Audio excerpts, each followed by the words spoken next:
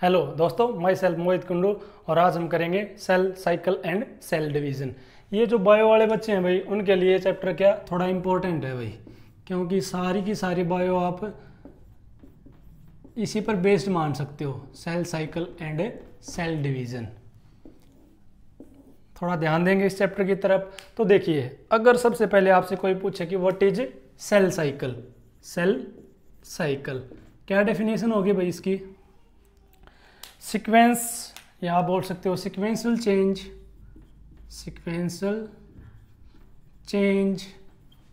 Between two M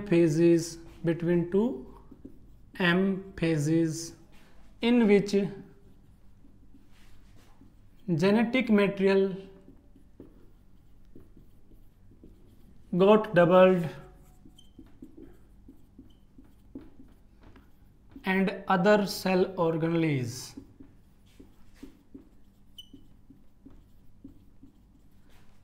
and divided to form two cells. अब देखिए भाई, जो सेल साइकिल है उसका हम एक डायग्राम बनाएंगे, उसके अंदर क्या क्या चीज़ होती है फिर वो समझेंगे। ये एक सेल साइकिल बनाने की कोशिश की है आपके सामने, थोड़ा सर्कुलर मान सकते हो आप, सर्कुलर होता है ये। इसमें आप इसके जोन को तोड़ लेंगे भाई, जैसे कि यहाँ से स्टार्ट किया आपने, यहाँ तक आपने इसको मान लिया है G1 फेज़। ये क्या है? G1 phase. ये होती है S फेज़ और ये होती है G2 फेज़। अब जो बच गया ये पोर्शन, ये सारा आता है M फेज़ के अंदर। क्या होता है भाई? M phase. ये जो इतना पोर्शन है इसको डिवाइड किया गया है M फेज़ के अंदर। और ये जो होती है आपकी इसी के अंदर आती है वैसे क्यूसेंट स्टेज और साइटोकाइनेसिस। ये साइटोकाइनेसिस, और इसको आप बोल सकते हो क्यू नोट स्टेज। अब समझेंगे भाई। देखो, जो ये सारा पोर्शन था ऊपर वाला, ये होता है इंटरफेस। इसको क्या बोला जाता है? इंटरफेस। देखिए, अब जो आपकी सेल साइकिल है उसको हम चार्ट बना के समझेंगे भाई। सेल साइकिल, इसके दो पोर्शन होते हैं। आपकी देखो सेल साइकिल है, इसको हम चार्ट की हेल्प से समझते हैं भाई। इसको दो पार्ट में तोड़ा गया है आपका। एक तो होती है इंटरफेस और दूसरी होती है आपकी एम फेज। आपकी बुकों में मिल जाएगा भी लिखा हुआ कि जो इंटरफेज है वो टोटल जो सेल साइकिल है उसका 95% जो टाइम है वो कौन ऑक्युपाई करती है? इंटरफेज। जैसे कि जो ह्यूमन की सेल है भाई, human cell divide in 24 hours, यानी कि जो सेल डिवीजन है ह्यूमन बीइंग्स की भाई वो 24 आवर्स में अपना डिवीजन कंप्लीट करती है। फिर जैसे कि ईस्ट होती है भाई, इसकी सेल जो डिवीजन है, सेल डिवीजन वो 90 मिनट में कंप्लीट होता है भाई, 90 मिनट्स। ये इंपॉर्टेंट बात है भाई दोनों के दोनों।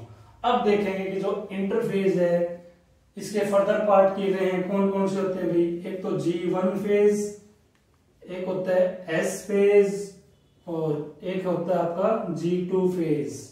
क्या होगा? G2 phase. अब किसके अंदर क्या होता है वो देखेंगे। सबसे पहले जो आपका G1 फेज है, ग्रोथ 1 फेज है, इसके अंदर जो आपकी सेल है वो ग्रोथ करना स्टार्ट करती है, cell growth. DNA synthesis start नहीं होता, वैसे डीएनए अमाउंट इंक्रीज होना स्टार्ट हो जाता है भाई। DNA amount increase a little bit. अब बात आती है जो आपकी एस फेज होती है भाई, ये इसको आप सिंथेसिस फेज बोलते हो। क्या बोलते हो? सिंथेसिस या सिंथेसाइज फेज। इसके अंदर आपका जो डीएनए रेप्लिकेशन होता है भाई, क्या होगा? DNA replication. आप यूं बोल सकते हो, इस स्टेज के अंदर DNA amount get doubled but chromosome number remains same. DNA get doubled and chromosome number remain same. जो G2 फेज है भाई, इसके अंदर जो आपके सेल ऑर्गेनेल वगैरह हैं वो भी मल्टीप्लाई हो चुके होते हैं और सेल है रेडी होती है, ready to go in M phase. M phase में जाने के लिए आपकी जो सेल है वो तैयार हो चुकी होती है। अब जिक्र करेंगे हम एम फेज। जो आपकी एम फेज है भाई, ये दो तरह की हो सकती है। देखिए, एक तो होती है M stand for mitotic division और एक होता है M stand for meiosis division भाई। अब देखो, जो माइटोटिक होता है इसको आप बोलते हैं इक्वेशनल डिवीजन। इसको क्या बोला जाता है?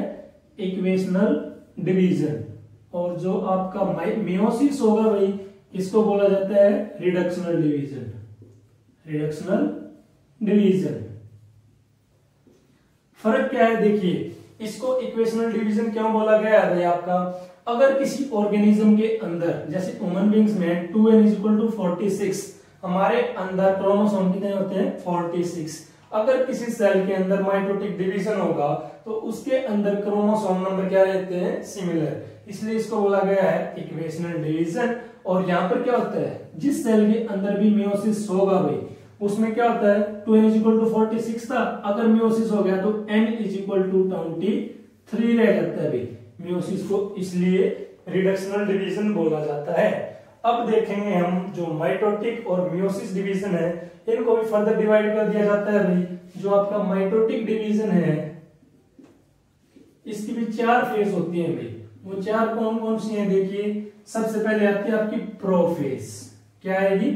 प्रोफेज। फिर आती है मेटाफेज और फिर आती है एनाफेज और फिर आती है आपकी टीलोफेज।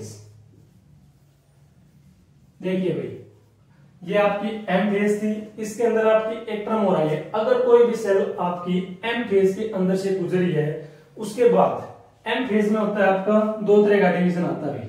एम फेज में देखिए, आप यूं बोल सकते हो, एम फेज है कैरियोकाइनेसिस, कैरियोकाइनेसिस और साइटोकाइनेसिस। ये दोनों वर्ड इंपॉर्टेंट है भी, आपको पता होना चाहिए इनका। जो कैरियोकाइनेसिस है, 2 वर्ड से मिलकर बना है, कैरियो प्लस काइनेसिस। कैरियो का मतलब होता है न्यूक्लियस और काइनेसिस का मतलब होता है आपका डिवीजन, न्यूक्लियस डिवीजन भाई। और साइटोकाइनेसिस में साइटो का मतलब होता है साइटोप्लाज्म और काइनेसिस का मतलब होता है डिवीजन। तो यहां पर होता है आपका साइटोप्लाज्म डिवीजन। ये दोनों फेज मिलकर आपकी क्या फॉर्म करते हैं भाई? M phase. एक आती है आपकी क्यू नॉट फेज, जिसको आप बोलते हैं quotient stage. Q not stage बोल सकते हो आप, या इसको क्यूसेंट स्टेज बोल सकते हो भाई। क्यूसेंट स्टेज क्या काम होता है भाई इसका? या आप इसको अरेस्ट फेज भी बोल सकते हो। इस फेज के अंदर जो आपकी सेल है वो डिवाइड नहीं करती भाई, cell do not divide, arrest हो जाती है। इसके अंदर कुछ सेल होते हैं, जैसे कि हमारी आरबीसी होगी भाई, थर्ड सेल होगी है, वो आपकी डिवाइड नहीं करती है भाई। तो उसके अंदर आप क्या बोल सकते हो? Quotient stage. एनसीईआरटी इसके बारे में एक बात बोलती है कि जरूरत पड़ने पर दे कैन प्रोलिफरेट, या यूं बोल सकते हो आप दे कैन डिवाइड, कि जब जरूरत पड़ेगी तो ये सेल आपकी डिवाइड कर सकती है। तो नेक्स्ट वीडियो के अंदर हम देखेंगे कि जो एम फेज है उसके अंदर सेल आपकी किस तरह डिवाइड करेगी। तो थैंक यू स्टूडेंट्स, मिलते हैं नेक्स्ट वीडियो के अंदर।